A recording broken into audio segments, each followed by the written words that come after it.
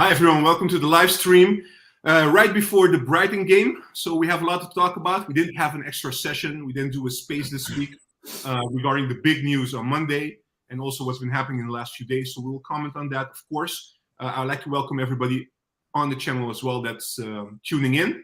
I guess no Stijn, no therapy session anymore, guys? Hopefully not. Hopefully not. I think it's still a post-breakup kind of therapy session, but let's hope it's a good one. All right. Guys, Pelle, of course, welcome on the channel. Luke, Kabir, good to have you as well. The starting 11 will be announced in a bit, so we'll talk about that later on the show as well. So the first thing, let's just jump right into it. We heard on Monday afternoon, we heard that Stijn was sacked. What was your reaction? Were you guys surprised? Or were you guys like, no, this should have happened already, after the Utrecht game? What do you guys think? Kabir, let me give it to you because, as everybody knows, you predicted this. No, I think that, look, there was a lot of noise being generated in the media around the fact that, Jan van Halst and Louis van Gaal and Cruz, they were sort of saying, we'll give Stijn until at least the next international break. But I think, look, the straw that broke the camel's back, as the saying goes, was definitely losing to Utrecht, and also the manner in which we lost.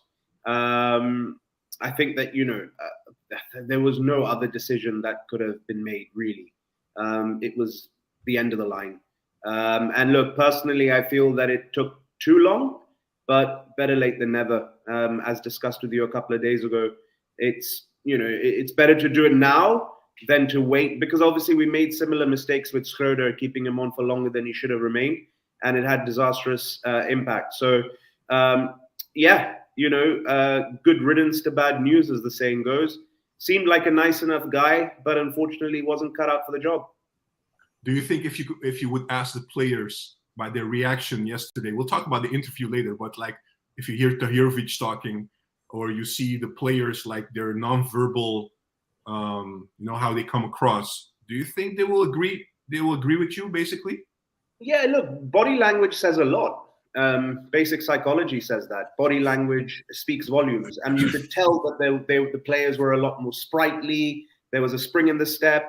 The sort of content that was published, even when they were going through Schiphol and boarding the plane, there was a spring about them. They were smiling more. Tahirovic obviously gave that interview to ESPN where he, said it, that, I think that we needed a change, new ideas. And so, there seems to be renewed vigor.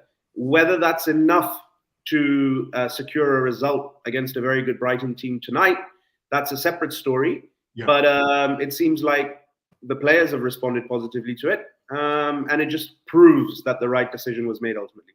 Yeah.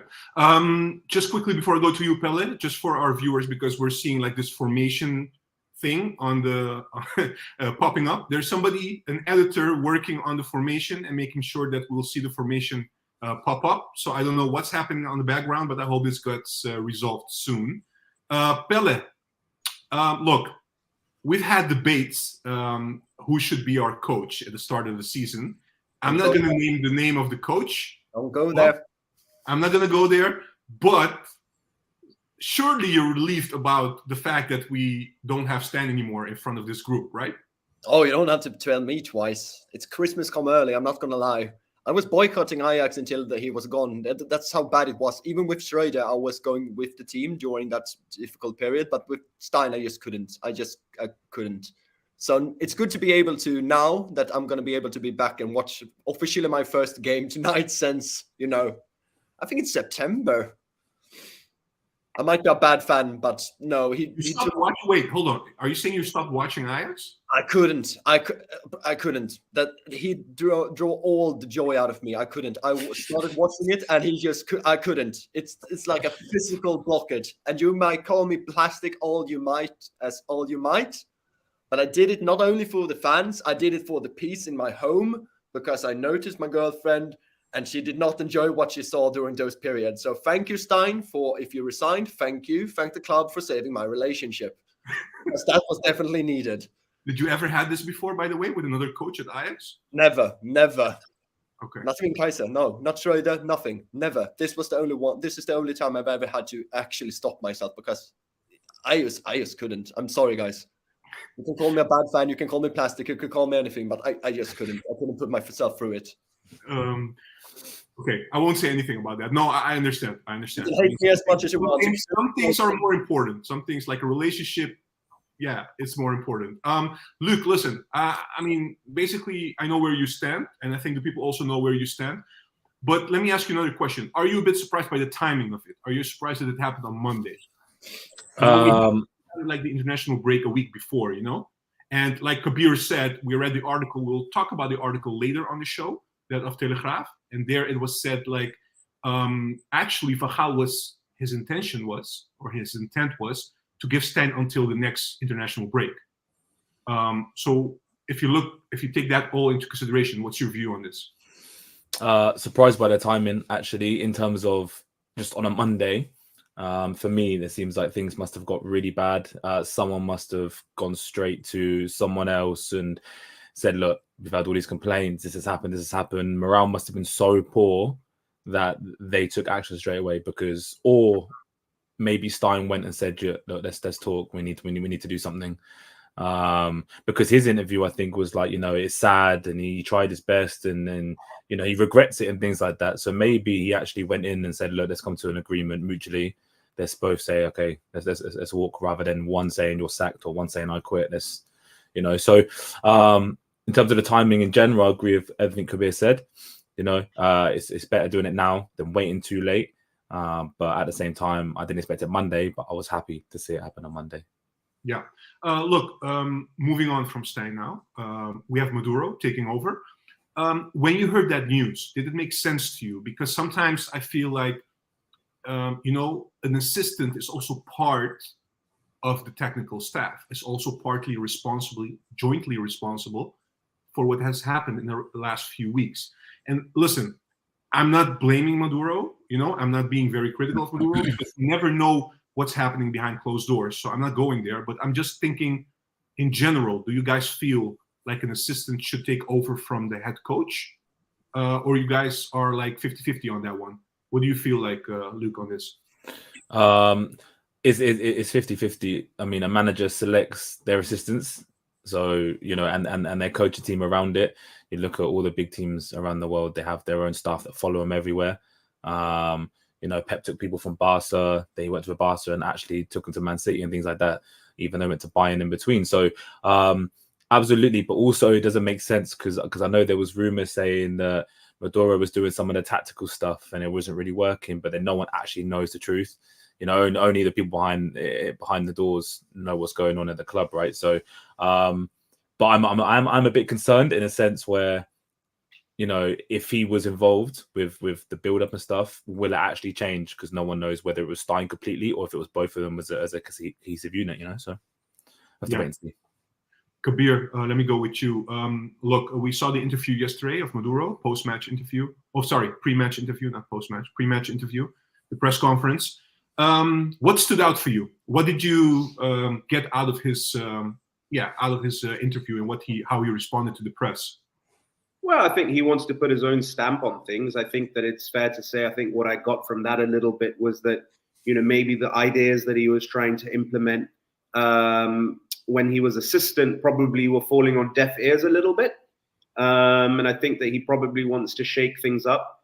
Not you know, rigorously, but more put a few accents on a few tactical you know, implementations that hopefully he feels you know, can allow the team to play the way, you know, they should be playing. Look, Maduro is someone who went through the youth ranks at Ajax, developed at Ajax, and obviously, you know, became a big player at Ajax ultimately before moving on. So he understands how the Ajax game should be played. So I think that he'd probably be looking to impart that on the team. And he obviously has full freedom to do so now. And I think also just, you know, on your point in relation to the whole sort of manager side of things, assistant manager, look, Tahirovic, I'm going to refer to that interview again. He was sort of, you know, calling him the big boss, and he was quite enthused by the fact that, you know, Maduro wants to stamp his authority on proceedings tonight. So let's see how it works out. There's obviously talk about what the lineup could look like.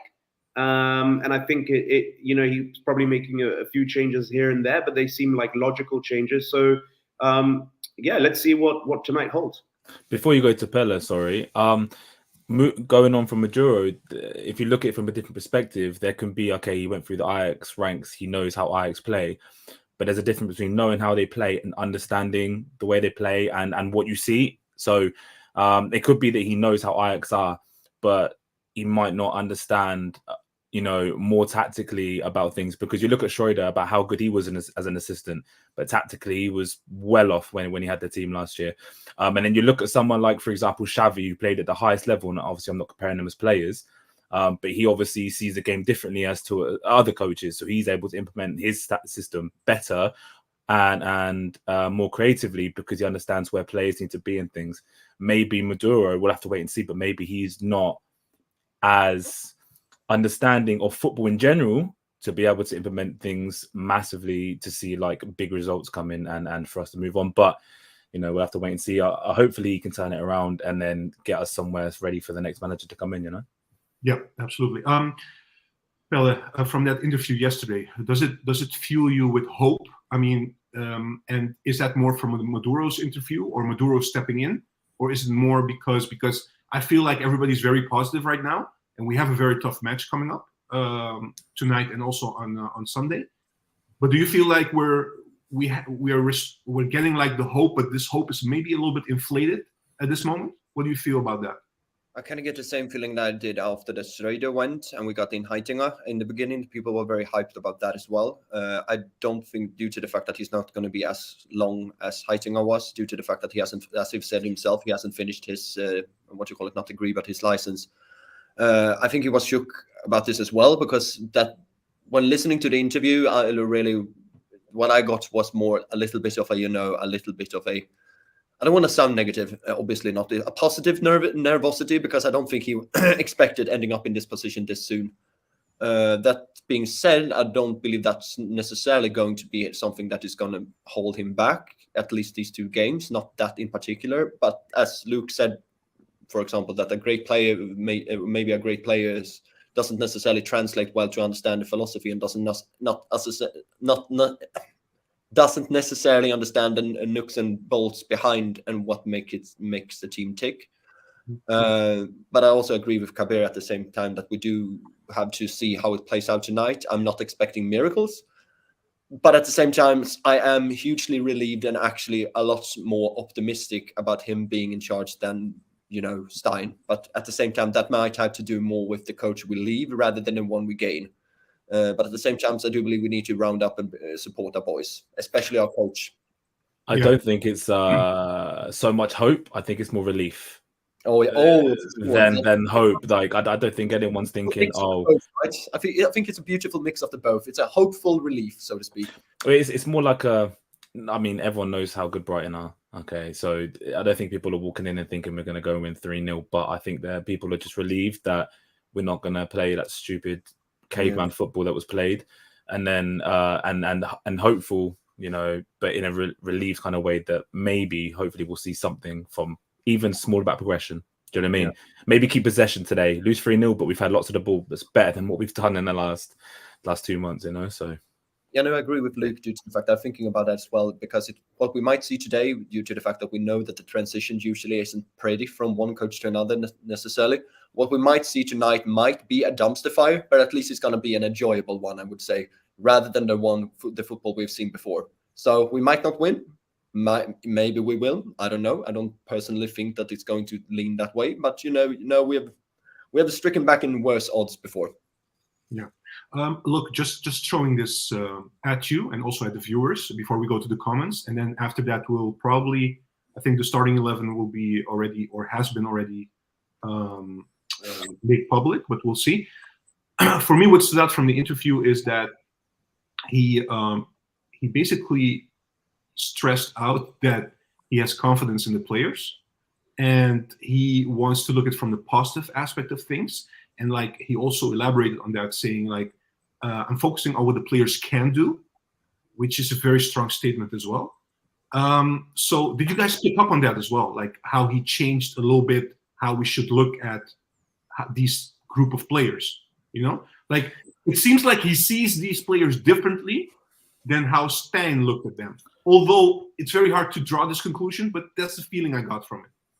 One, the major difference there is the fact that Stein looked at his player from the sidewalk, just as he has pushed them before the bus, so or under the bus. So that I think that's going to be a major difference in perspective, doesn't it?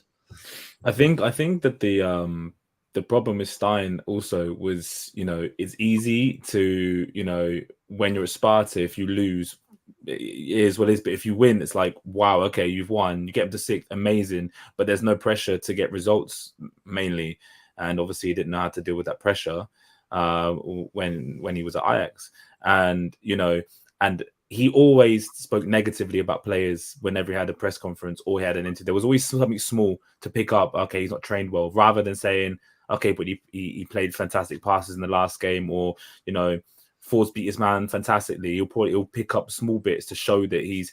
I feel like he had like he had some kind of complex. We had to show that he was such a disciplinarian, if that's the word. You know, he was so disciplined, and no one's going to get anything over him. He's this big, strong manager. You know what I mean? That lays down the law. And if anything, it come across that he just didn't have anything positive to say after time.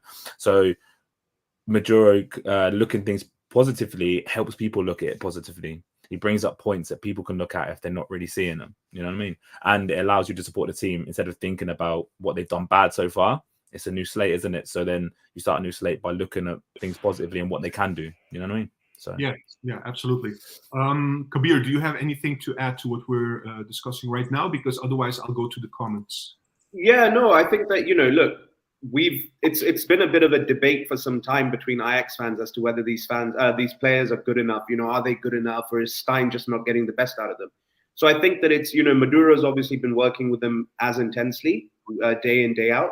So I think he'll have a very good understanding of what these players are capable of, but also maybe understanding you know, the types of players that actually suit. I'm just having a look at the lineup now, and it seems to be a fairly logical lineup. It's interesting.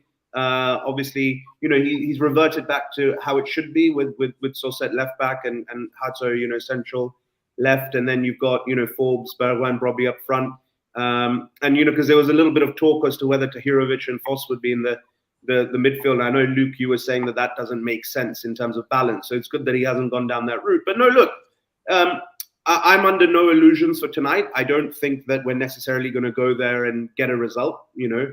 But like you were saying, Luke, I think as long as there are certain principles of plays that we can see and an improvement in the style of play, that's all we're asking for today. That's a win for us as Ajax fans, at least in my opinion. Yeah, we'll talk more about that in a bit, and also about the lineup. So I will ask the viewers and also you guys what you think of the lineup, if that makes sense, like Kabir already alluded to. Let me go to the comments, guys, and then we'll talk about the upcoming game, which will be played in an hour from now. Steven, Juan, I'm forever the optimist, but does anyone feel that training sessions are too soft given our position and the form of the players? That's hard to answer, to be honest, because we don't see it. We don't see the training sessions. And the ones that are recorded and the ones that they show us is mostly, like the way I see it, is mostly like, you know, like having good times and just shooting, you know, like how to shoot the ball, the goal, and these kind of things. Selective, isn't it? They'll choose the clips they want you to see, kind of. Yeah, they choose the clips, and also I think that's one thing. The second thing is, I don't think with this scheduling that we have, also with international break in between, all these kind of things, I don't think they have a lot of time to do really like, you know, like some hard trainings. It's a lot of recoveries, and then training again, a bit tactical, and then going to another game. So I think it has to do with both, to be honest. But it's very hard for us to really, say something about that. Yeah, say something meaningful about that, to be honest. Ziggy is saying optimistic about tonight, but not in the clouds. So still realistically, a point away would already be a huge thing. Hold that. I will ask you guys the same. Would you guys predict at the end? Mileo is saying, I believe the problem lies in the midfield and fullbacks. The fullbacks we have are not good at defending. That's why they should play like wingbacks. This leaves a gap in center of defense. Yeah, it's possible. It also depends what you do with your DM, right? With your pivot, because he could take over the role, coming back, playing as a center back as well. So then you have 3 at the back, and then the wing backs can push a bit forward. Although you don't want both of them being up front at the same time, because then you will be prone to counterattack, etc. Sorry? No, sorry. I'm never mind. You look very worried, Pelle. What's going on? I'm not. No. Actually, I'm not worried. That's the thing. I'm just trying to figure things out in my head concerning the lineup. But yeah, no, exactly. Like you said, you don't really want your wing backs to go up at the same time there, and I'm entirely not sure how Sosa's going to play out with Guy. But yeah, it's nothing. Just move on with the question. Yeah, Julian is saying, I agree with Millennial. Either 3 CBs or a more defensive midfield. Possible. Yeah, exactly. To restore a little bit of more balance, defensive balance. That's why we're playing a pivot, though. You play 2 holding players. You play Tahirovic is more deeper. You play Taylor, who likes to go up, but also has the work rate to come back to allow a bit more room for fullbacks to go forward. So both of them will be looking to go forward, in my opinion. And then one could drop in as a free, or you've got 2 players in front of 2 centre backs that can go and cover in wide areas to cover the fullback if they're caught too high, that kind of thing. Yeah, when I finish the comments, I want your views on the starting lineup. What do you see? What do you expect from Maduro? How do you think he changes, maybe tactically, compared to what Stein has done? I mean, it's a bit of guesswork, but let's say what we can find out. Millennium is also asking, guys, can you talk a little bit about John van het Schip? We will. I will remember this. Sahbi, we will win tonight. Whoa, Sahbi went 180. In a few days. That's good. I'm sorry? We kind of need that as well, though. We need the optimism, even if it may not necessarily be grounded in anything. Sabi never change. Christian, thank you for your comment. Gentlemen, with the sacking of Stan, do you think the peace is restored, or do you think some skeletons will come out of the closet in the near future? Kabir, what do you think? No, I think that there's not, look, there's evidently a lot more that's wrong with the club than just Maurice Stein. But I think that there could potentially be a positive impact on the pitch, not necessarily tonight, but maybe in terms of style of play, or picking up more points than we have done since the start of the season. But no, I think that there are deeper issues at the club, and time will tell. There probably will be other victims as well. So yeah, I think that there are some skeletons in the closet for sure. Look, if I'm playing devil's advocate here, obviously I've never been Stein's #1 fan, but I think that he obviously joined the club in an extremely difficult situation, and that if the stories are true about him not getting the players that he wanted, then obviously it makes any manager's life difficult, regardless of whether you're cut out for it or not. So yeah, to answer your question, I think that there will be skeletons in the closet that will come out at some point. I'm sure we'll see a nice little juicy reconstruction article in the Telegraaf or Algemeen Dagblad at some point. Definitely. They will not stop doing that. Ajax Magnus is reacting to Pelle. Taking a break from football can definitely help your mental health. Thank you for choosing the one comment that supported that. Who supported me? We're always here to support We're always here to support each other. That's what we do. Well, yeah, it's such a family therapy time. This comment is a little bit funny, to be honest. I mean, at least to me. Vergaal wanted to school Stein like he did to Koeman, but Stein freaked out. That's funny. Let me see. What else do we have? Oh, people are sharing the lineup, which we're now showing as well. This is a good one. Also, remember this question. I will ask. This is one of the first questions I had to ask you guys once I finish reading the comments. Why is Vos not playing? What else do we have? Yeah, some people are a bit surprised about that midfield. I cannot believe why you would again play with the exact same midfield as against Utrecht. Berghuis and Taylor is just suicide. But the point on that, sorry, just to jump in on that, is that the performance levels of Kenneth Taylor and Berghuis were evidently extremely, much lower than actually what their ability was, or is, should I say. And that's primarily, I feel, down to the fact that they didn't want to play for Maurice Stein. I mean, these guys were just not tracking back. They were kind of doing whatever they wanted to on with the ball. And if they lost the ball, it didn't really bother them and they weren't willing to track back. But under a new manager, fresh face, well, in the sense that, you know, it's someone else that's going to be delivering the team talk. It's going to be someone else that's devising the tactics. They will up their game, or they should, in theory, up their game, which makes it more or less of a liability, because it's not like they're bad players. They're good players. They just didn't have the motivation or the desire to play well. All right. Cool. Marvel Thug is saying Taylor can't play in the double six. People, I mean, I'll be honest with you, apart from Stein and his tactics and these kind of things, there's a lot of criticism also on Taylor, whether he fits that midfield, whether he can play in a specific role, because he seems like a butterfly going everywhere. And then once we get a counterattack, he's nowhere to be seen. That's like in a nutshell. I'm just being very, you know, like critical about, but this is what people think. So people are questioning whether this midfield makes sense. I will ask you, Luke, once I finish the comments, to talk about the midfield. And maybe because a lot of people are, look, even Ziggy is saying, Juan, don't sugarcoat it. The lineup is crap. So, you know, we have to talk about the lineup. Also, you're getting a comment, Luke. There are only 3 players who can defend. As a coach, is it going to work? So yeah, people are freaking out, actually. All right, I think these are the comments for now. Luke, let me give it to you. And you guys can react. Pele, Kabir, you guys can react a little bit. What do you guys think of the lineup? Will it work? Does it make sense to you? Are you worried about the midfield, like some of our viewers?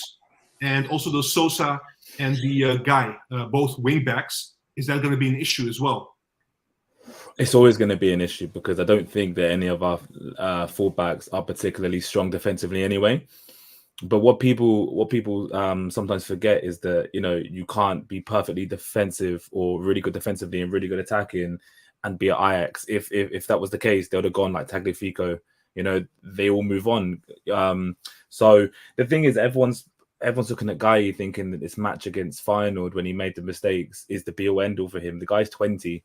Right, so he's bound to make mistakes. Some players do make mistakes. And the worst thing that Stein did was hook him off after 30 minutes or 35 minutes, destroyed his confidence. So I'm hoping that, you know, Maduro is the type of coach or manager that can encourage him, because the thing that I believe in as a coach is that you want players, especially at younger ages, to make mistakes, because that's how you learn about what not to do next time, right? But if you don't make the mistakes ever, how are you supposed to know what to improve or know what to do in a certain situation? So the fact that he's made those passes at Feyenoord actually is going to make him a better player, because he knows not to pass across the box next time. He'll play forward and he'll be a bit more composed with his decision making. I want to go on to Voss, because I think Voss isn't playing because in the times I've watched him, he's not been good enough as a 6 in a sense of receiving the ball. Every time the centre backs have always got the ball, and I don't know whether it's Stein or whether it's the tactics that he's been given, he always shies away between 2 players and pulls them away and tries to make space for the centre backs. But then there's no one to pass forward to, because in the matches that we've seen, Vine has been as the 10, Taylor's been one of the 8s or the 6, and you can see the amount of times that Hato on the left side will play a ball straight to Taylor's feet. I forget what match it was, but he was playing straight to his feet. But on the other side, there was no one for Sotalo, because Bergwijn's not a central midfielder, won't drop deep enough to receive it. So it was one-dimensional. So Voss is in between 2 players, not looking to receive the ball to help, or even dropping in to make a third centre-back to help recycle the ball and allow an extra player on the ball, right? So that's why I think Tahirovic is in. But Sorry? do you feel Tahirovic does it better than Voss?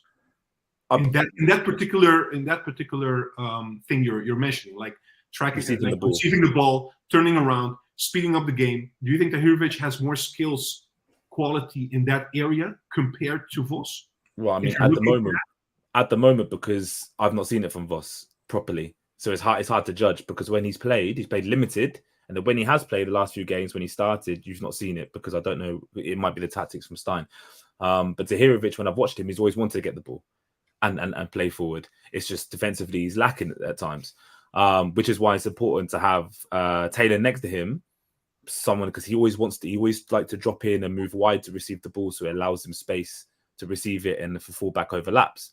and goes forward. That's why I think he's picked, and I don't think it's a 10 for Berghuis. I think it's an 8. Do you remember when Ten Hag was here and Gravenberch was playing? He'd play as a bit of as an 8, and then Bergwijn was playing like an 8, but higher up on the right. If you looked at like a tactics board, it would be Alvarez, Gravenberch, and then like Berghuis as like a 10-ish, but a little bit to the right. So it was like a staggered like central midfield. I think it will be the same type of thing. Okay. So because Robbie will come and hold the ball, and I think they're looking to get Forbes and Bergwijn in on the ball, cutting inside and trying to cause havoc. Other than that, the formation, the tactics and the formation it can't get any better than this regardless, because you look at the other players. Okay, maybe you can have Van der Bomen in there, but he's not been particularly impressive when he's played. And then you could have Missouri, maybe, if he come up. I would like to see him get involved. Yeah. But that's the point, exactly. So it won't get any better than this. Do you know what I mean? So tactically, I think he's done the best that he can. Yeah. Formation-wise, technically, we have to see. Formation-wise, sorry. Yeah, formation-wise. Pelle, what's your view on this lineup? Are you stressing like the viewers, or are you more calm like Luke?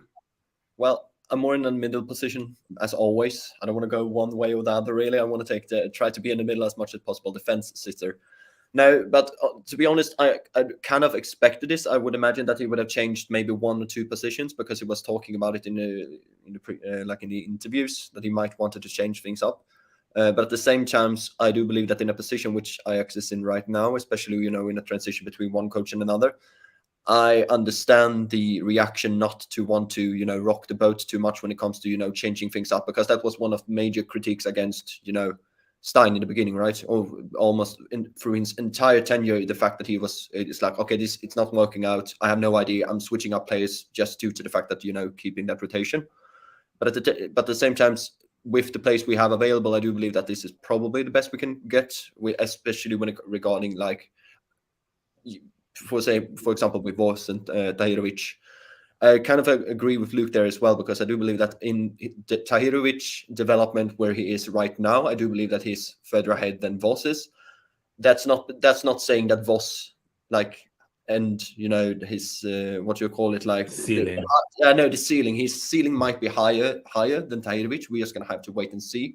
But at the same time, right now, you don't go and play for example, under now I forgot the name, but I do believe that he's going to be in that position. I believe that he's further ahead, and we can't really switch him up with Voss with Taylor, because that's, as we said previously, that wouldn't really be a balanced midfield.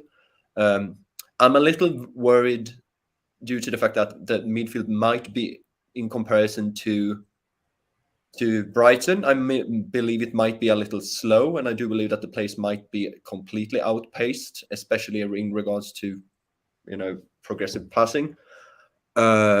But we'll just have to wait and see, because at the same time, I mean, they got caught off board by like AEK Athens, and I mean, they might have let's pray they have a bad night, because if they're up to speed in their midfield, we're going to have some issues.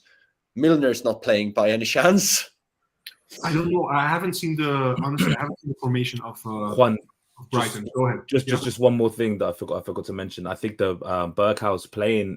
I think he'll play on the right of midfield in the middle, slightly higher, so he can allow the rotations with Forbes. So Berghuis will go on the right wing at times when Forbes comes in, and do a little Ødegaard Saka thing that Arsenal like to do with the rotation, because Forbes will look to get the ball, cut inside and drive. Berghuis wants to get on the ball, and he'll be able to receive in between the lines should the players be able to find him with breaking the lines of passes, right? Luke, let's go to basics, right? What do you expect in terms of possession? Let's talk about that for a minute, because we're playing in opposition. Usually we are almost 80% of the times when we play against teams, we want the ball. We want to dictate the play. But we're playing against a team that probably right now is better at it. So this is basically, I think, also what the viewers are trying to say. Can this midfield be so tactically, disciplined? And we're talking about Berghuis and Taylor, who has not shown it before, because they are very good when they have the ball. They can make something, but when the opposition has the ball, are they good enough to stick to their position, to tactically be able to defend, the spaces, etc. That's the concern I think some of the viewers have. And maybe Vos and Tahirovic together, maybe a double six pivot or something like that, would have made more sense.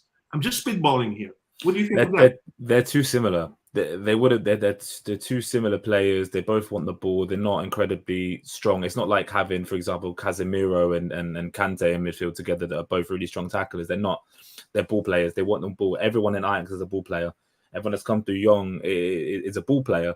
So to have defenders come through that are really strong defensively, you don't see it. That's why Alvarez comes from abroad, and he added that, grinter into the team where he was able to be really strong. But you don't really see that with many like Ajax players that have come through the system. So, I think it's about Ajax getting on the ball and trying to play their game, because you can't then, obviously be defensive minded at times. Don't obviously chuck everyone forward. You have to be tactically adept and, wait it out, keep the ball if you're under pressure, try to see certain moments of the game, because so many matches have so many momentum swings, so many moments that there could be a time where Brighton pushed for 30 minutes at the start. Ajax got to hold on. And then there's that moment maybe in 10 minutes where we can try and get a goal and have a little bit of possession. And if I see that and I can see some progression with the ball up the field, I'm a happy man, to be honest. Kabir, I'm going with you. I'm sorry, go ahead. I'm just going to have a quick question. Mansverk's injured, right? So he's not even traveling with the players. The Norwegian player. He was injured a while ago, Mansverk, wasn't No, he? exactly. He was injured in September, right? Because that might have injured, been... 3 months or something. Okay, I'm not going to talk about that as well, because otherwise he might have been able to, hold up that. You stopped watching Ajax. You're not. You don't, The last match he watched, he got injured. I'm joking. You don't have to be the next time. No. I'm joking, man.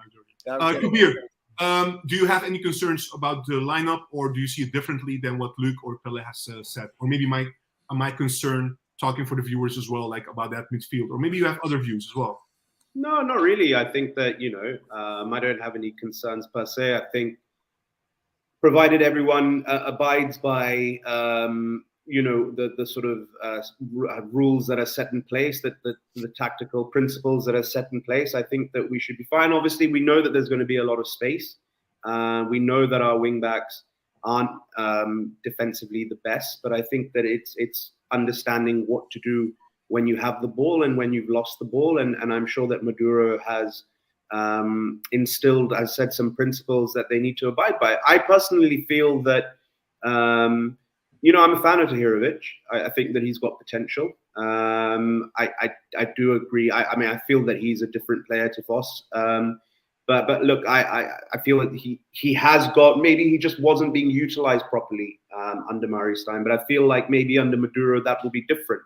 Look, I've never been one of those Ajax fans that have felt that the players have been bad. In fact, I still have belief in the majority of the players that Miss Lindhardt signed. I think that they've got potential. So I think there will be a reaction tonight. So you don't stand with what Van der Vaart said this week a couple of times.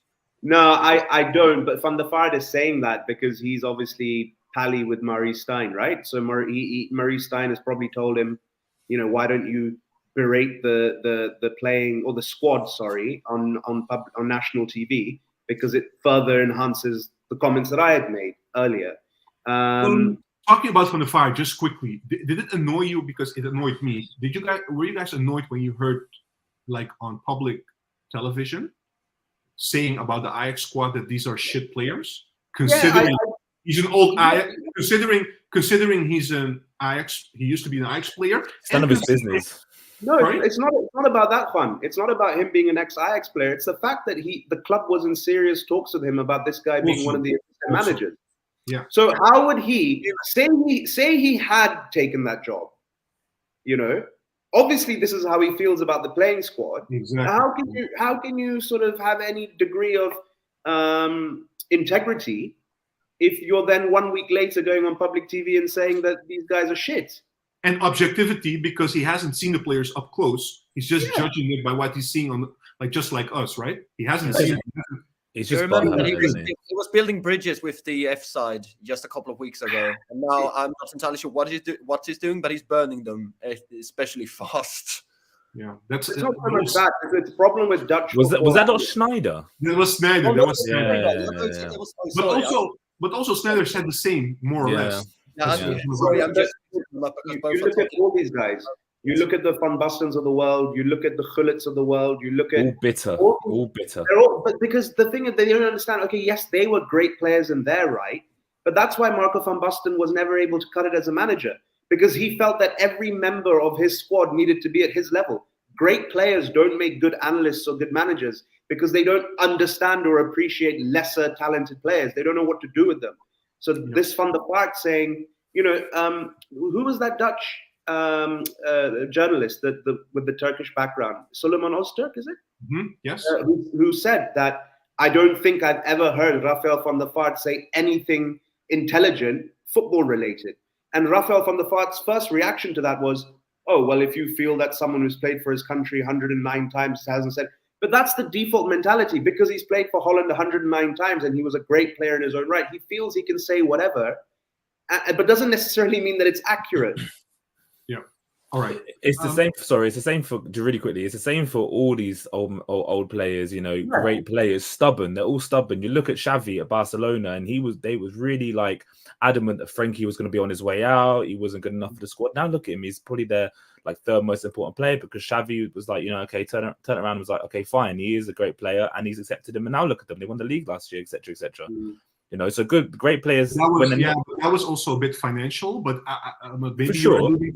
But maybe you're alluding also for the fact that Xavi had much more at the start, right? He had much more confidence in Busquets, and Frankie was a little bit of, what should I do with this player right now? So, but he's playing now, and they won the league. Well, he's injured now, but the point is, Xavi's a great player, and he was stubborn. And then sometimes you just got to bite, eat a slice of humble pie, and just be like, okay, fine, fair enough. But some of these players like Van Basten can't let go, can they? So. Yeah. Guys, we have 50 minutes left, so we have to rush a little bit because I still have some questions that we have to go through. I'm going through the comments. If you really want to react to one of the comments, let me know, but make it brief this time. Zig is saying, look, Taylor is not good enough in tracking back. Let's just be honest. We can all shake our heads and hide behind the facts. It's just true. All right, so we touched upon that. Yeah. Nick, go ahead, quickly. No, I just feel that when that's a very fair point, because you're looking at it from actually what it is that he's done so far this season. But a professional footballer, the very basic thing that you should be able to do is be able to run and track. That's all to do with intent or desire. Maybe he didn't want to do that for Maurice Stijn, but that could be different tonight. I'm not saying it will, but it could be, and don't be surprised if it is. All right. Nickname is saying, look, I think you can't judge player ability when the coach is having such a negative impact on the club. Agreed. Yeah. Quick notice from I cannot pronounce that name, but it's Thomas. We know it's Thomas. Hey guys, Gary, one of our own.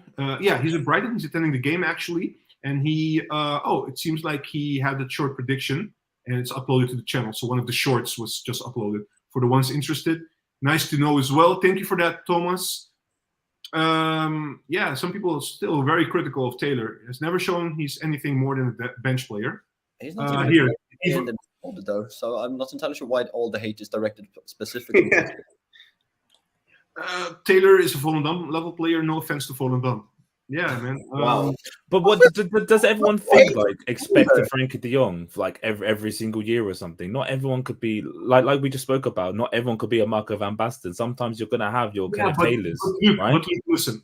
There is one thing though. I agree with the notion that Nickname brought up, that we have to also have confidence in those players. Maybe the tactics or other things are hindering or blocking these players to perform the way they should play, right? Yeah. It's possible. But Taylor had the full season last season. I know we had Schroeder, but we also had Heitinga. And now we also have, we had Stijn.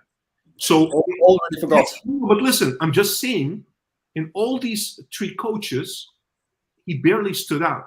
And the problem is also, apart from standing out, the problem with him is mostly that he repeatedly makes the same mistakes. And that's the issue. He's not developing in that area. He's not tracking back. It's always his man. He's just late to the occasion. And this is something, honestly, it's discipline. It's not ability. It's discipline. Fine. Yeah, and I'm not saying he's going to be an incredible player, and I don't think he's amazing. I think he's very average at times, but falling down level, come on. No, okay, it's okay. That's Yeah, I understand. I'm not saying that. Yeah, okay. I'm not, No, but I completely agree with the fact that there's no real development since Erik ten Hag went. I think that's a problem as well, that he didn't really have the time to develop under a great manager. I think that's really showing right now. But at the same time, I do agree that he's kind of stagnated some time ago, which is sad because I do like him. Yeah, I mean, I feel sorry, Kabir. I feel like now with Maduro, and maybe we'll talk about Van het Schip in a bit at the end. He has to show it now. He cannot. We cannot keep saying, "Oh, this team is," like there hasn't been consistent coaches and these kind of things. A player is also responsible for their own. They have to be able to show something, and they're getting chances after chances after chances after chances. Yeah, Bergwijn, biggest one. Biggest one. Bergwijn is even worse. But okay. Anyways, go ahead, Kabir. You want to say something? No. I agree that I was just agreeing with Pele's point. It was not. Ravish is in saying, I think that Maduro will get more out of this midfield than Stein did. The only thing I hope is that Maduro found a solution for the big spaces. Yeah, we had the last matches. I think one of the things I'm looking forward to in the game, in a bit, in like 40 minutes, I'm going to see if he was able, I mean, maybe we're asking too much, but I want to see like that we keep the play compact. We don't have those large spaces, because if we play like that against Brighton, we're going to get destroyed. Yeah. I see one long ball coming. I'm losing my mind. Oh, one is okay. It depends. Yeah. Maybe three. But if you use Robbie as a hold-up player, the long ball is fine, but it's the continuous not playing from the back and then smacking the long ball forward. If you're looking, if you can't play out and then you find a long ball for him to hold up and wait for support, completely different. But Stein was just let's just hoof it. That's what just pray and pray, right? And that's our mentality. All right. Going forward, Cloud is saying, what about Hlinson? He was the only player who delivered against Utrecht. Just quickly, anyone who wants to react on him? But on a European level, though, that was Utrecht. Utrecht, yeah, Utrecht. We lost. Yeah, what kind of impression do you have from him? From the because he's been playing a little bit more recently. Yeah, but we also don't know what his physical state is like. He looks like someone who's still in development. So if he's been able to perform like he did against Utrecht, the problem is that if you then start him tonight, people will be like, "Oh my God," and then all of a sudden again, why hasn't he performed at the level of Utrecht? And then you're opening someone up for criticism again. You need to understand with young players, it's also very inconsistent in terms of showing up one game and not the other. So actually, what would make more sense is actually bringing him on with this 15, 20, 25 minutes to go when he's fresh, opposition's got slightly tired legs, and then he can make an impact. I completely agree. Okay. Quickly, nickname saying, gentlemen and Pelle, why are you separate? Do you think Stan really wanted to continue without Maduro and Berghuis, or is it just a Telegraaf throwing shade? I do. I think he did. I think he did because he wanted out with everything. He just wanted to throw his weight around. Tadic left, everything left. He just. But Tadic was not the first time, right? No. But I feel like eventually it's just. He wanted to shape his own thing, and I don't know. I just felt like after a while he just thrown his weight around just because he could. Yeah, I just think my opinion is that Stijn again talked to the people from the Telegraaf and they just wrote something. I think it has some elements of truth to it, but they shipped it in such a way that Stijn comes out of it, like he wasn't. He had no backing. Again, like it's always like this. He had no backing. That's a storyline of Stijn from the start that the media, especially Telegraaf, has been putting a lot on, whether you agree or not. Quickly, Ziggy saying, Juan, what do you think of the lineup? All right. So I'm looking at the Brighton lineup to answer that, and I'm seeing them play 4-4-2. So it seems like a 4-4-2 formation or 4-3-3. I don't know. With a 10, I think. João Pedro normally plays as a 10 sometimes. Yeah. So yeah. Okay. Honestly, the lineup for me is less important than what the tactical solution that Maduro comes up with. So I want to see like how we play, how we build up. Do we keep the spaces close together? Is the midfield tactically enough? Like with Taylor and Berghuis, not to like, like I said with the butterfly, not to go like left and right and not be on their position. These are the things I'm looking for. If we can have a couple of moments that we show proper football, I'll be very happy. And I hope we can minimize our mistakes. That's basically what I'm hoping for, to be very honest with you. All right, let's see. I have to go a bit quick, guys, because we don't have a lot of time left.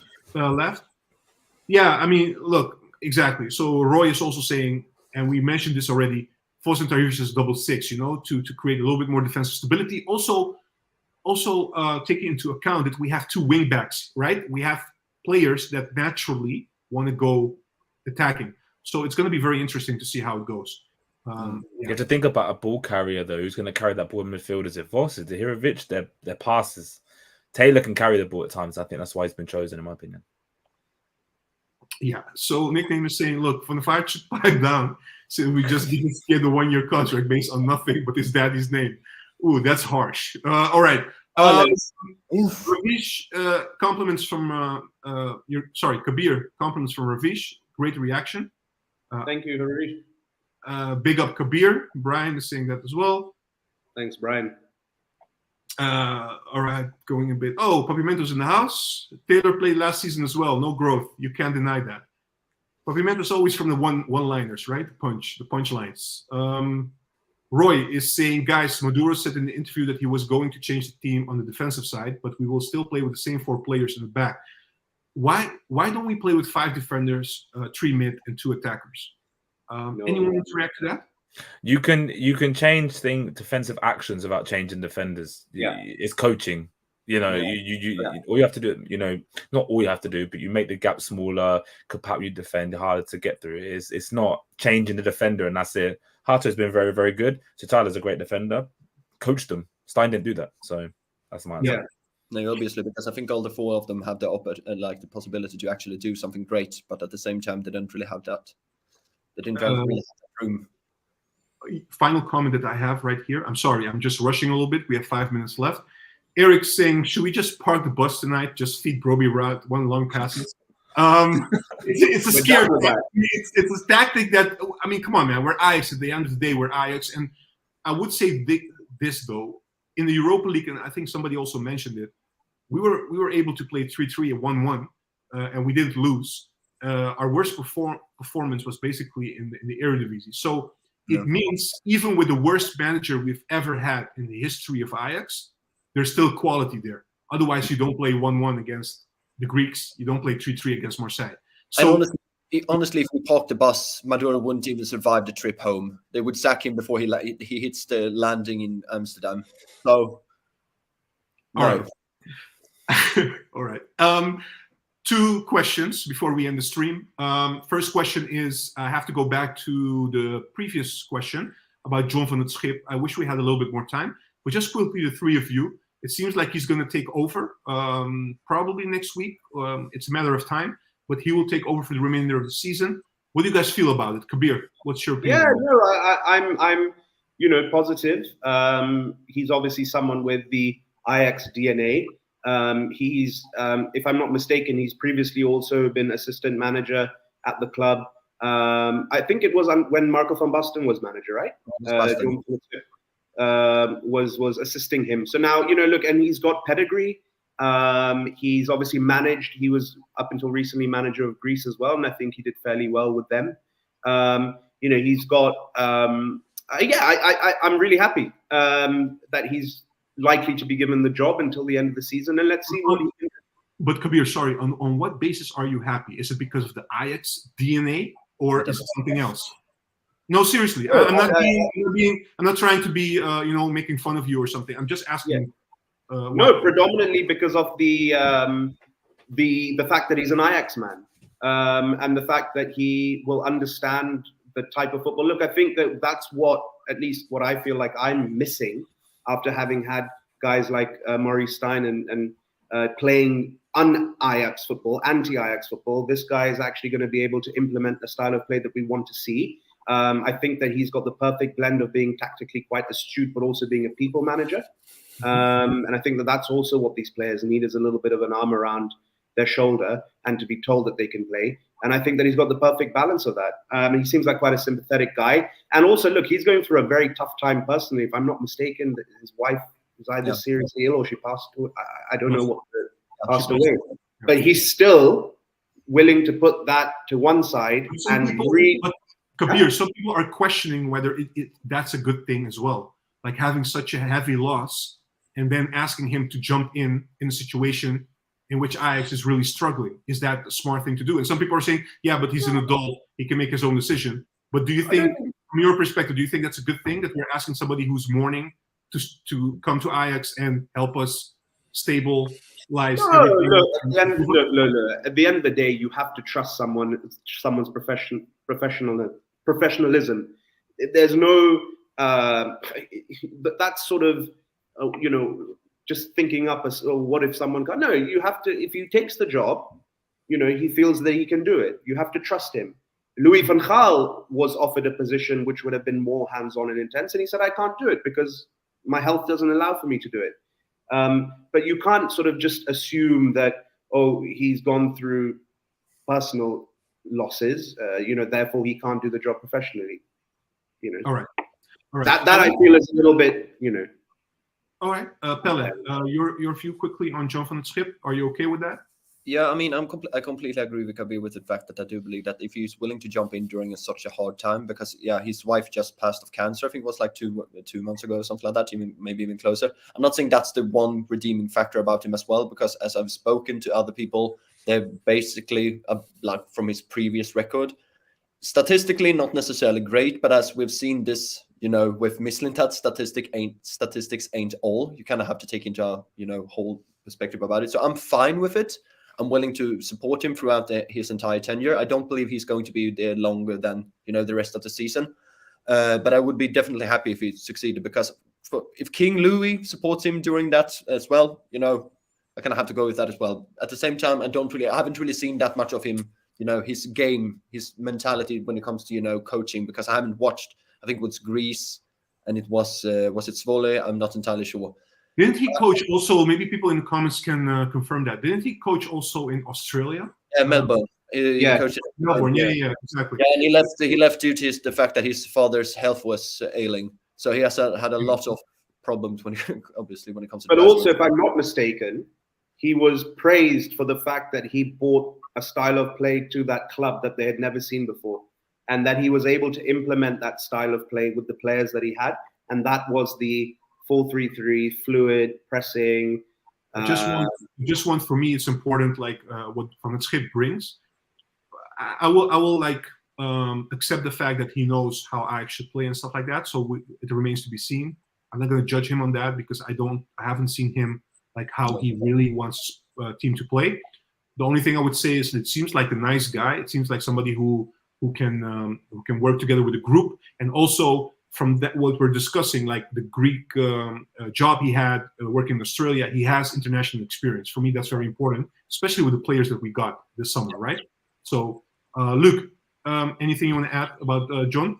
I'm slightly disappointed. All right. Not because of the person they've chose, but because I felt like it was a good chance if you wanted Knutsen to get him, because the Norwegian season ends soon. They got like 5 games left in a cup final. I think it would have been a good opportunity to try and get him if you wanted him, albeit would he want to come to a team that's 17th? I'm not so sure. But the season is ending for him soon, and there would have been a good opportunity to get them. However, as you said, in national experience, knows Ajax and things like that. And if the rumors are true that they, that Stoimenberg could be leaving Arsenal, then I'm a big fan of these assistant coaches learning from another coach, like Arteta learned from Pep. Then he put his trade at Arsenal. Should we go again on that route? Should we go again with an assistant, or should we, like you said, like I'm not even sure whether they're looking at the Dutch or whether foreign coaches even. It's an education thing, Juan. It's an education thing, because you look. Okay, Schroeder, did Ten Hag teach Schroeder that much? No one knows. But you can say, like when Arteta, was at City, Pep taught him all the time. You can see that he's brought it to Arsenal, and you see him always talking to his coaches and assistants. And Stoivenberg's always got an earpiece in. I don't know how much you watch Premier League, but all the time. Every time I see highlights or see the game, they're always talking about things, and that's what Arteta did with Pep, and what Xavi did with Pep, etc., etc. So it can only mean good things if the education is there, and I don't think the education has ever been recent years at Ajax between the assistant manager and the manager. So if the Van Schaal comes in and there's international experience and things like that, then I'm positive and I look forward to it. I just think it might have been a good opportunity that if you wanted Knutson, which I did, it would have been now because the season's almost ended. However, whatever's best for the club, and if the club and Van Gaal think this is it, then this is it. So, all right. Final points, and then I want your prediction on the game, and that's it. Millennium was saying, what's the deal with Ajax getting coaches who were never successful as coaches? All right. Well, never successful. I mean, it depends. It depends what you mean by that. But we always give chances to coaches, right? Because that's where we are. I think Ten Hag was successful when we appointed him, just with minor, like Utrecht and etc. So he was successful before. But yeah. Anyways, Thomas say Kabir is happy because we will have a Dutch manager, as it's literally required at Ajax. Yeah. Oh no, I'm not. I'm actually the opposite. I'm not someone who feels that we need to have a Dutch manager per se. I would really welcome a bigger name or an international guy for sure. I champion that. I just feel that in the absence of what is available currently, that as an interim basis until the end of the season, he seems like quite a viable option and quite a logical option. But I'm definitely not of that Ajax fan school of thought where I was like, it has to be, Dutch and it has to be. No, definitely not. Okay. Brian is saying, enjoy the game, guys. Let's be positive. 2-3 Ajax. That's very positive. I would sign for that right away. Sivan is saying 2-0 with Maduro ball. So we're winning. Are you guys as positive? Final round predictions. Let me go with Pelle first. What do you think will happen? I'm going to try to be as positive as possible and say 1-1. I'm saying we're gonna get 1 point. 1 point back to Amsterdam. 1 point. Okay, Luke. I think 2-2, but I think we'll see good things today. Progression, where we can look at the game and think, I would be happy that even if we lost it, passing the ball, possession, and the bits of old of Ajax. Is the 2-2 what you think or what you hope? What I think. Okay. I hope for a performance regardless of the result, but I think 2-2. Performance with result is what we hope for, but at the same time, what we expect is, try to be as grounded as possible, I suppose. Kabir, last one to say his prediction. You're gonna be I really don't want it to be this, but I don't know. Oof, I'm gonna go 2-1 Brighton. Ooh, tough crowd. All right. All right. All right. But periods within the game where we're in control and we're doing the right things. But I think a result is just a little bit too far-fetched currently. Juan, the viewers want to know your prediction. Yeah, you're not gonna. I didn't see any comment about that. They want to know. Viewers, if you care about Juan, let him know in the comments. Let him know in the comments you want to know Juan's prediction. Look, it's very difficult, man. I have no idea how we're going to play, but I honestly feel Brighton has better structure, are playing the Zerbi football. I think that's a little bit too much for us at the moment. Again, I'm just looking for positives right now in our gameplay. I'm hoping for that. I think it's going to be a narrow loss, like Kabir said. It might be 2-1. I think we will score, but I think it's going to be 2-1, the same as Kabir. And I'm hoping if we can get a draw, that will be amazing. It will also boost the confidence of the players, for the future as well. So that's it. Cool. All right. Guys, thank you. Yeah, you see what you did? You started the whole people saying like draw the prediction. Okay, I said it. They want to know. They wanted to know. They wanted to know, Juan. You're the ever populist, trying to get the people going. Put one up at the bottom. Guys, Kabir, Pelle, it was a blast. Thank you, guys. Let's enjoy the game. Guys who also tuned in, enjoy the game. Let's hope for the best, guys. And we'll have a live stream after the game. Luke, you and I, we'll talk about the game and how it went. So let's hope for the best. See you guys later. Bye-bye. Guys. Later. See you later, man.